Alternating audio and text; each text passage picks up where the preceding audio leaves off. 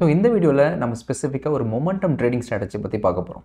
இப்போ இருக்க புல் ரன்ல எல்லா ஸ்டாக்ஸுமே மேலே போயிட்டு தான் இருக்குது. பட் சம்டைம்ஸ் என்ன ஆகும், நம்ம இன்வெஸ்ட் பண்ணுவோம், அந்த ஸ்டாக்ஸை தவிர மற்ற எல்லா ஸ்டாக்ஸும் மேலே போகும். ஸோ எப்படி இந்த மேலே போகிற ஸ்டாக்ஸை முன்னாடியே ஐடென்டிஃபை பண்ணி அது மூலிமா எப்படி ட்ரேட் பண்ணுறது, அதுக்கு தான் இந்த மொமெண்டம் பிரின்சிபல்ஸை யூஸ் பண்ணி நம்ம ஈஸியாக ட்ரேட் பண்ணி ஐடென்டிஃபை பண்ணலாம். ஸோ இந்த வீடியோவில் மொமெண்டம் ட்ரேடிங்கான கான்செப்ட், மொமெண்டம் ட்ரேடிங்னா ஃபஸ்ட்டு என்ன, அண்ட் இந்த மொமெண்டம் ரூல்ஸை யூஸ் பண்ணி நீங்கள் எப்போ என்டர் ஆகலாம், எப்போ எக்ஸிட் ஆகலாம், என்ன மாதிரி ஸ்டாக்ஸை வாங்கலாம், அண்ட் இந்த ஸ்டாக்ஸை எப்படி ஐடென்டிஃபை பண்ணுறது, மேனுவலாக அனலைஸ் பண்ணாமல் ஏதாவது ஈஸி வே இருக்கா இந்த மாதிரி ஸ்டாக்ஸை ஐடென்டிஃபை பண்ணுறதுக்கு, இது எல்லாம் தான் இந்த வீடியோவில் பார்க்க போகிறோம்.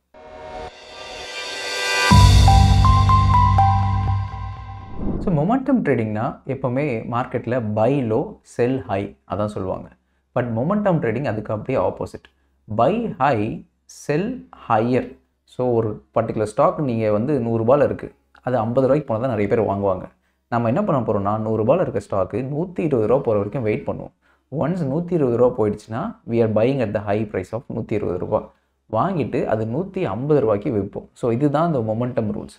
ஸோ எப்போவுமே ஒரு பர்டிகுலர் ஸ்டாக்கு வாங்கிட்டு அதுக்கப்புறம் அதை மூவ்மெண்ட் பண்ணோம் அப்படின்னு நம்ம வெயிட் பண்ணுறது is not the right way.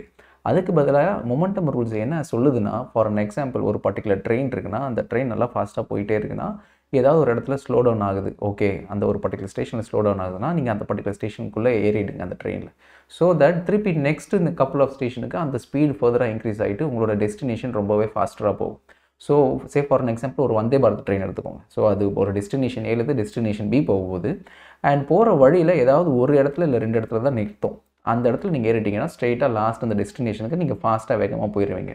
இதுவே ஒரு நார்மல் மெயில் எக்ஸ்பிரஸாக அந்த மாதிரி ஒரு ட்ரெயினர் இருந்தால் எல்லா ஸ்டேஷன்லையும் நின்று பொறுமையாக தான் போக போகுது, உங்களோட டெஸ்டினேஷன் ரீச் ஆகிறதுக்கு ரொம்பவே லேட் ஆயிடும். ஸோ மொமெண்டம் ட்ரேடிங்கை பொறுத்த வரைக்கும் இந்த வந்தே பாரத் மாதிரி தான். ஃபாஸ்டராக ஆல்ரெடி ஒரு பர்டிகுலர் ஸ்டாக் அப்ரிஷியேட் ஆகிடுச்சுன்னா உடனே அந்த பர்டிகுலர் ஸ்டாக்குள்ளே நம்ம போயிட்டு வித்தின் ஒரு 1 வீக் ஹோல்ட் பண்ணிவிட்டு வெளியே வந்துடும். இதை எப்படி ரூல் பேஸ்ட் அப்ரோச்சாக ஃபாலோ பண்ணலாம், அதுதான் இப்போ நம்ம பார்க்க போகிறோம். ஸோ எந்த ஒரு ஸ்டாக்குமே ஒரு பேசிக் பிரின்சிபல் என்னென்னா, ஒரு ஸ்டாக் ஒன்ஸ் அப் அண்ட் ஆகி ஒரு 52 வீக் ஹையை ஹிட் ஆகிடுச்சுன்னா அது continue to make 52 week high, new 52 week high வேணும், கண்டிப்பாக வந்துகிட்டே தான் இருக்கும்.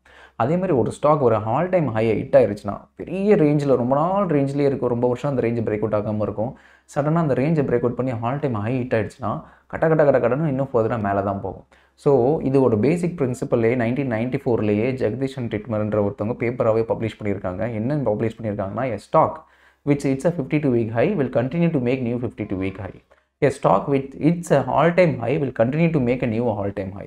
ஸோ அந்த பேசிக் பிரின்சிபல் படி இப்போ இருக்கிற பர்டிகுலர் புல் ரன் மூமெண்டமில் எந்தெந்த ஸ்டாக்ஸ்லாம் ஆல் டைம் ஹிட் ஆகுதோ ஃபர்தராக அதுக்கான அப்பர் மூமெண்டம் ரொம்பவே ஜாஸ்தியாக இருக்கும். சிமிலர்லி ஒரு particular stock down trend hit ஆகுதுன்னா அது இன்னும் ஃபர்தராக டவுன் ட்ரெண்ட் போகிறதுக்கு நிறையவே பாசிபிலிட்டிஸ் இருக்குது அப்படின்னு தான் சொல்லுவாங்க. ஸோ இந்த பிரின்சிபலை பேஸ் பண்ணி தான் இன்றைக்கான நம்ம ஓவரால் ட்ரேடிங் அப்ரோச்சை எக்ஸ்பிளைன் பண்ண போகிறோம். ஸோ இப்போ நீங்கள் இந்த ஸ்டாக் எடுத்துக்கோங்க. இப்போ டாடா மோட்டார்ஸ் எடுத்துகிட்டு நான் வீக்லி டைம் ஃப்ரேம் வைக்கிறேன். ஸோ இந்த ஓவரால் எக்ஸாம்பிளில் நம்ம கம்ப்ளீட்டாகவே வந்து வீக்லி டைம் ஃப்ரேம் வச்சு தான் எக்ஸ்பிளைன் பண்ண போகிறோம். ஏன்னா இந்த மொமெண்டம் ரூல்ஸ் படி இது ஒரு பொசிஷனல் ட்ரேடிங் சிஸ்டம். ஸோ இதை நம்ம ஒரு 1 வீக் ஹோல்டிங்கில் வச்சு தான் ஓவரால் ட்ரேடே பண்ண போகிறோம். அதனால் எப்போவுமே இது வீக்லி டைம் ஃப்ரேமில் தான் இருக்கும். ஸோ இந்த வீக்லி டைம் ஃப்ரேமோட ஓவரால் அப்சர்வேஷன் நீங்கள் பார்த்தீங்கனாலே தெரியும். ஸோ கம்ப்ளீட்டாக மார்க்கெட் மேலே போயிட்டு ஒரு ஆல் டைம் ஹையில் ஒரு பெரிய ஹை லெவல் க்ரியேட் ஆகுது. ஸோ வீக்லி பேசிஸில் அது ஒரு பெரிய மூமெண்டம். ஸோ இங்கே பார்த்தீங்கன்னா இங்கே தெரியும். ஸோ இது ஒரு மூமெண்டம், ஒரு பெரிய வீக்லி மூமெண்டம் க்ரியேட் ஆகிருக்கு. ஸோ இந்த ரேஞ்சிலேருந்து மார்க்கெட் கம்ப்ளீட்டாகவே இந்த ரேஞ்சிலேருந்து பிரேக் அவுட் ஆகி மேலே போயிருக்கு. So for an example I show you this. So இதுதான் ஒரு பெரிய நேரோ ரேஞ்ச் இல்லையா. நான் முன்னாடியே சொன்ன மாதிரி மார்க்கெட் ஒரு நேரோ ரேஞ்சை பிரேக் பண்ணி மேலே போக ஆரம்பிச்சிச்சுன்னா அது ஃபர்தராக இன்னும் மேலே தான் போகும். அதுதான் மொமெண்டம் ரூல்ஸ். ஸோ நம்ம வீக்லி டைம் ஃப்ரேமில் ஃபஸ்ட் எடுத்துப்போம். ஸோ இந்த எப்பப்பெல்லாம் இங்கே பார்த்தீங்கன்னா தெரியும். ஸோ இந்த வீக்லி டைம் ஃப்ரேமில் ஹையராக க்ளோஸ் ஆகிருக்கு. அதுக்கப்புறம் பார்த்தீங்கன்னா ஃபர்தராக திருப்பி மார்க்கெட் மேலே ஒரு வீக்லி டைம் ஃப்ரேமில் ஹையராக க்ளோஸ் ஆகிருக்கு, திருப்பி ஹையராக க்ளோஸ் ஆகிருக்கு. இந்த வீக்கும் ஹையராக தான் க்ளோஸ் ஆகிருக்கு. ஸோ நான் முன்னாடியே சொன்னபடி stock which it's a 52 week high will continue to make new 52 week high. ஒரு ஆல் டைம் ஹை ஹிட் ஆகிடுச்சுன்னா அது நியூ ஆல் டைம் ஹை கண்டிப்பாக க்ரியேட் ஆகும். ஸோ நம்மளோட இந்த மொமெண்டம் பிரின்சிபல் படி நம்ம என்ன பண்ண போகிறோம்னா, every week Friday market close ஆனதுக்கப்புறமா ஜஸ்ட் அந்த சாட்டர்டே சண்டே நீங்கள் 10 நிமிஷம் மட்டும் டைம் ஸ்பெண்ட் பண்ணால் போதும். அண்ட் நெக்ஸ்ட் 1 வீக்குக்கு என்ன ஸ்டாக் வாங்கணும் அப்படின்றத கம்ப்ளீட்டாக நீங்கள் கிளியர் கட்டாக டிஃபைன் பண்ணிடலாம். And all you have to do is Monday market open ஆனோடனே நீங்கள் அனலைஸ் பண்ணி வச்சுருந்த ஸ்டாக்ஸ் எடுத்து மண்டே நீங்கள் பை பண்ண போகிறீங்க, ஃப்ரைடே நீங்கள் எக்ஸிட் பண்ண போகிறீங்க. அதுதான் ரூல்ஸ். ஸோ வேறு இதில் நடுவில் எந்த ஒரு சேஞ்சஸுமே இல்லை. So Monday you are going to enter and Friday you are going to exit it. So இதை வந்து ஒரு ஸ்டாக்கில் அப்ளை பண்ணாமல் ஒரு குரூப் ஆஃப் 10 ஸ்டாக்கில் அப்ளை பண்ண போகிறோம். ஸோ 10 ஸ்டாக்ஸ் நம்ம வாங்கி வச்சுட்டு மண்டே வாங்கிட்டு ஃப்ரைடே விற்றுருவோம். இதில் ஒவ்வொரு ஸ்டாக்குக்கும் 5%, 3%, 4% இந்த மாதிரி ஸ்டாப் லாஸ்லாம் நம்ம டிஃபைன் பண்ண போகிறது இல்லை. ஸோ ஓவராலாக உங்களோட கேபிட்டல் சப்போஸ் ஒரு 1 lakh இருந்ததுன்னா அந்த 1 lakh each of the 10 stocks ஒவ்வொருத்துலையும் 10,000 இன்வெஸ்ட் பண்ணிடுவோம். மண்டே இன்வெஸ்ட் பண்ணிவிட்டு ஃப்ரைடே ஈவினிங் அதை செல் பண்ணிடுவோம். திருப்பி சாட்டர்டே சண்டே நம்ம அனலைஸ் பண்ணி அந்த 10 ஸ்டாக் எப்படி கண்டுபிடிக்கிறதுன்றதை பார்த்துட்டு திருப்பி மண்டே ரிப்பீட் பண்ணுவோம்.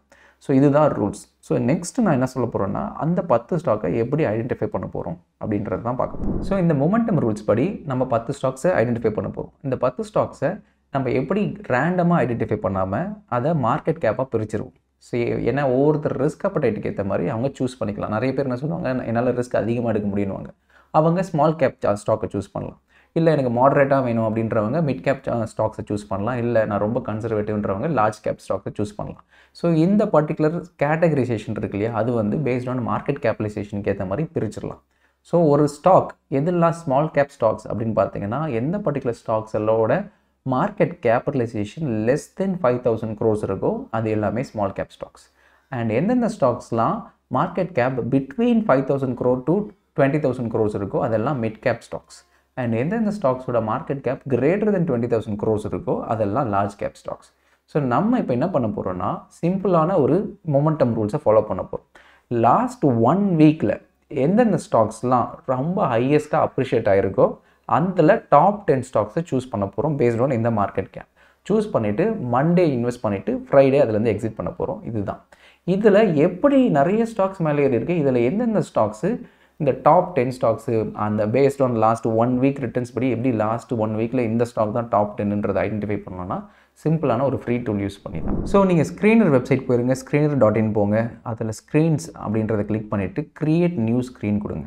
ஸோ இதில் நீங்கள் இந்த ஜஸ்ட் இந்த query-யை மட்டும் என்டர் பண்ணுங்கள். ரிட்டன் ஓவர் 1 வீக் அப்படின்னு போட்டுட்டு கிரேட்டர் தென் ஒரு 5% கொடுத்துட்டு and market capitalisation is greater than 500 crores and market cap less than 5,000 crores.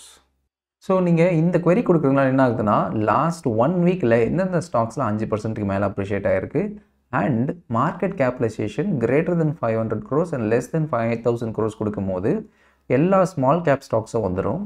And மினிமமாக கிரேட்டர் தென் 500 crores கொடுக்குறதுனால சின்ன சின்ன மைக்ரோ ஸ்டாக்ஸ்லாம் எக்ஸ்க்ளூட் ஆயிரும். ஸோ இந்த தேவையில்லாத இந்த பெனி ஸ்டாக்ஸ்லாம் உள்ளே வராது.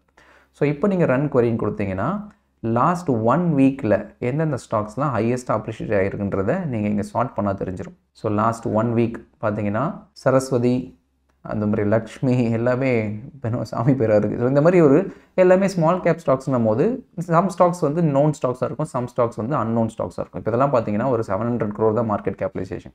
ஆனால் கரண்ட் ப்ரைஸ் பார்த்தீங்கன்னா 7,600 இருக்குது. அதேமாதிரி auto corp of Goa, Lakshmi கோல்டமாஸ், SIL இன்வெஸ்ட்மெண்ட்ஸ் இந்த மாதிரி நிறைய கம்பெனிஸ் இருக்கும். ஸோ இதில் எனக்கு டாப் 10 ஸ்டாக்ஸ் இதை நீங்கள் சார்ட் பண்ணிங்கன்னா 1 வீக் படி சார்ட் பண்ணிங்கன்னா டாப் 10 ஸ்டாக்ஸ் கிடச்சிரும். ஸோ இதில் லாஸ்ட் 1 வீக்கில் இந்த ஸ்டாக்லாம் பார்த்தீங்கன்னா 38% அப்ரிஷியேட் ஆகிருக்கு. இதெல்லாம் 29% அப்ரிஷியேட் ஆகிருக்கு. ஸோ இதில் மண்டே நீங்கள் என்ன பண்ண போகிறீங்க, ஃப்ரைடே நீங்கள் எண்ட் ஆஃப் டே ரன் பண்ணுறீங்க, ஸோ சாட்டர்டே சண்டே ரன் பண்ணுறீங்கன்னு வச்சுப்போமே. ஸோ இந்த 10 ஸ்டாக் கிடச்சிரும். இந்த 10 ஸ்டாக்கை ஒவ்வொரு ஸ்டாக்லையும் 10,000 இன்வெஸ்ட் பண்ணிங்கன்னா 1,00,000. ஸோ உங்களோட கேபிட்டல் டிவைட் பை 10 ஒவ்வொரு ஸ்டாக்லையும் ஈக்குவலாக டிஸ்ட்ரிபியூட் பண்ணி இன்வெஸ்ட் பண்ணிடுங்க. மண்டே மார்னிங் மார்க்கெட் வரும்போது வாங்கிடுங்க. அண்ட் இதை ஃப்ரைடே தான் வைக்க போகிறீங்க. அது கம்ப்ளீட் 1 வீக். இதுதான் உங்களோட whole portfolio of small cap stocks. So இந்த 10 ஸ்டாக்ஸில் நீங்கள் டைவர்சிஃபைடாக பண்ணும்போது ஏதாவது ஒரு ஸ்டாக் இல்லை 2 ஸ்டாக் ஒழுங்காக போடலனா கூட பாக்கி இருக்க ஸ்டாக்ஸ் அது கீப் அப் கொடுத்துரும். ஸோ ஓவராலாக நீங்கள் இதை ஃபர்தராக ஃபைன் டியூன் பண்ணி இந்த 10 ஸ்டாக்ஸில் நான் எல்லாத்துலையும் இன்வெஸ்ட் பண்ண விரும்பல, ப்ராபபிளி வந்து ஒரு 1000 மார்க்கெட் கேப்புக்கு மேலே இருக்கிறது மட்டும்தான் நான் சூஸ் பண்ண விரும்புகிறேன்னா நீங்கள் அதையும் பண்ணலாம். இல்லைனா எனக்கு வந்து பேஸ்ட் ஆன் 1 வீக் ரிட்டர்ன்ஸில் எனக்கு வந்து டாப் 10 வேணாம், டாப் 5 தான் சூஸ் பண்ண போகிறேன்னா நீங்கள் அதையும் பண்ணலாம். ஸோ உங்களோட ரூல்ஸ், நம்மளோட பேசிக் மொமெண்டம் ரூல்ஸ் என்னென்னா லாஸ்ட் 1 வீக்கில் ஹையஸ்ட்டாக அப்ரிஷியேட் ஆகிருக்கிற ஸ்டாக்ஸை எடுக்க போகிறோம். அது எப்படி எடுக்க போகிறோன்னா இந்த மாதிரி மார்க்கெட் கேப் படி பிரிச்சிட போகிறோம். Small cap, mid cap, large கேப்ன்ட்டு. ஸோ ஸ்மால் கேப் பொறுத்த வரைக்கும் இதுதான் இந்த டாப் 10 ஸ்டாக்ஸ். இதை ஃபர்தராக நீங்கள் எப்படி ஃபைன் டியூன் பண்ணலான்னா எனக்கு இப்போ small கேப்லேருந்து I wanted to go for stocks which is greater than 5,000 crore and market cap less than 20,000 crores. இதுதான் உங்களோட மிட் கேப் ஸ்டாக்ஸ். இப்போ இதை ரன் பண்ணிங்கன்னா கம்ப்ளீட்டாக வேறு செட் ஆஃப் ஸ்டாக்ஸ் வரும். ஸோ லாஸ்ட் 1 வீக் அதேமாதிரி நான் சார்ட் பண்ணுறேன். டாப் 10 ஸ்டாக்ஸ் பார்த்தீங்கன்னா இந்த Zensar Technologies, JSW Holdings, NIT, Motilal Oswal, Rallis India, Godrej Phillips இந்த மாதிரி நிறைய ஸ்டாக்ஸ் இருக்குது. ஸோ இந்த 10 ஸ்டாக்ஸ் தான் மிட் கேப்பில் டாப் 10 மொமெண்டம் ஸ்டாக்ஸ். நான் ரன் பண்ணுறது பார்த்தீங்கன்னா சனிக்கிழமை ரன் பண்ணுறேன். So Monday morning market open ஆச்சுன்னா நான் ஒரு மாட்ரேட் ரிஸ்க் எடுக்கிற ஒரு ஆளாக இருந்தால் இந்த 10 ஸ்டாக்ஸில் நான் இன்வெஸ்ட் பண்ணிடுவேன். இன்வெஸ்ட் பண்ணிவிட்டு கம்ப்ளீட்டாக மண்டே டு ஃப்ரைடே வரைக்கும் ஹோல்ட் பண்ணிவிட்டு ஃப்ரைடே ஈவினிங் நான் விற்றுருவேன். So that I have enough capital. Appreciate ஆச்சுன்னா இந்த 10 ஸ்டாக்கில் ஏதாவது ஒரு ஸ்டாக் நல்லா கண்டினியூஸாக மொமெண்டம் போக போக போக மேலே போகும், நல்லா அப்ரிசியேஷன் வரும். ஸோ இதுக்கு நம்ம ஸ்பெசிஃபிக்காக ஸ்டாப் லாஸ் டார்கெட்லாம் கிடையாது. ஏன்னா 1 வீக் ஹோல் டைமில் நம்ம ஃப்ரைடேவே விற்றுட்டு ஹோல் போர்ட்ஃபோலியோவை விற்றுட்டு வெளியே வந்துடும். ஸோ இதில் ஃபர்தராக நீங்கள் ரூல்ஸ் இன்னும் ஃபர்தராக மாற்றணும்னா எனக்கு வந்து ரொம்ப கன்சர்வேட்டிவ், நான் வெறும் லார்ஜ் கேப் ஸ்டாக்ஸ் தான் ப்ரிஃபர் பண்ணுறேன்னா market capitalisation greater than 20,000 crores கொடுத்துட்டு அவள் தான் ரன் கொடுத்துட்டிங்கன்னா இப்போ வர்றது எல்லாமே டாப் கம்பெனிஸ், பெஸ்ட் கம்பெனிஸ் அந்த மாதிரி தான் வரும். ஸோ இந்த லாஸ்ட் 1 வீக்கில் இந்த லார்ஜ் கேப் ஸ்டாக்ஸில் அதிகமாக அப்ரிஷியேட் ஆகிருக்குதுன்னு பார்த்தீங்கன்னா Tata Chemicals, followed by Tata Investment Corporation, Tata Power. So whole group of Tata stocks இல்லை டாடா மோட்டார்ஸ் முதல் கொண்டு வந்திருக்கு. ஸோ இந்த 10 ஸ்டாக்ஸ் தான் லார்ஜ் கேப்பில் பொறுத்த வரைக்கும் மேக்ஸிமம் மொமெண்டம் பார்த்த ஒரு ஸ்டாக்ஸ் இந்த லாஸ்ட் 1 வீக்கில். ஸோ இந்த 10 ஸ்டாக்கை நம்ம கேபிட்டல் அப்படி ஈக்குவலாக டிவைட் பண்ணி போட்டுட்டு மண்டே மார்னிங் மார்க்கெட் ஓப்பன் ஆகணும் உடனே வாங்கிடுவோம், ஃப்ரைடே இதை விற்றுருவோம். இதுதான் இந்த மொமெண்டம் பிரின்சிபல். ஸோ நீங்கள் லார்ஜ் கேப்பில் வாங்க போகிறீங்களா, மிட் கேப்பில் வாங்க போகிறீங்களா, ஸ்மால் கேப்பில் வாங்க போகிறீங்களான்றதை உங்களோட ரிஸ்க் அப்பிடைட்டை யூஸ் பண்ணி நீங்கள் டிசைட் பண்ணுங்கள். எனக்கு வந்து அதிகமாக ரிஸ்க் எடுக்க விரும்பலைன்னா லார்ஜ் கேப்பில் பண்ணுங்கள், இல்லைனா நான் அதிகமாக ரிஸ்க் எடுக்க விரும்புகிறீங்கன்னா ஸ்மால் கேப்பில் பண்ணுங்கள். ஸோ கம்ப்ளீட்டாகவே அதை வந்து இந்த கொரியில் நீங்கள் மாற்ற நம்பர் ஆஃப் ஸ்டாக்ஸ் இங்கே வர்றதோ மாறும். அதுக்கேற்ற மாதிரி நீங்கள் ஸ்டாக்ஸை ப்ரிஃபர் பண்ணி நீங்கள் மண்டே இன்வெஸ்ட் பண்ணலாம். ஸோ இந்த பர்டிகுலர் ஸ்ட்ராட்டஜி நீங்கள் அப்ளை பண்ணி ட்ரேட் பண்ணிங்கன்னா உங்களுக்கு நிறைய டைம் கன்சம்ஷன் இருக்காது. நீங்கள் ஒரு ஒர்க்கிங் ப்ரொஃபஷனலாக நீங்கள் கண்டினியூ ஒர்க் பண்ணலாம். ஏன்னா நீங்கள் கம்ப்ளீட்டாக மண்டே டு ஃப்ரைடே மானிட்டர் பண்ணணும்னு அவசியம் இல்லை. மண்டே என்டர் ஆகிட்டு ஃப்ரைடே வெளியே வந்துட போகிறீங்க.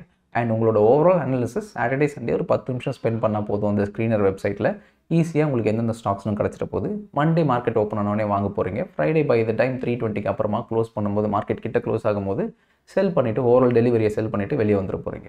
ஸோ உங்களோட டைம் ஸ்பெண்ட் பார்த்தீங்கன்னா ரொம்பவே மினிமல். பட் ஆனால் ஓவர் த லாங் ரன் இது basic core principle momentum principle run ஆகிறதுனால ஓவராலாக கண்டிப்பாக ப்ராஃபிட்டில் தான் முடியும்.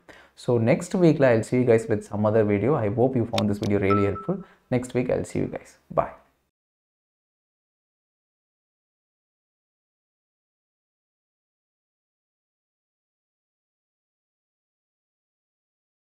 Investment in securities market are subject to market risks. Read all the related documents carefully before investing. Please read the risk disclosure documents carefully before investing in equity shares, derivatives, mutual fund, and or other instruments traded on the stock exchanges.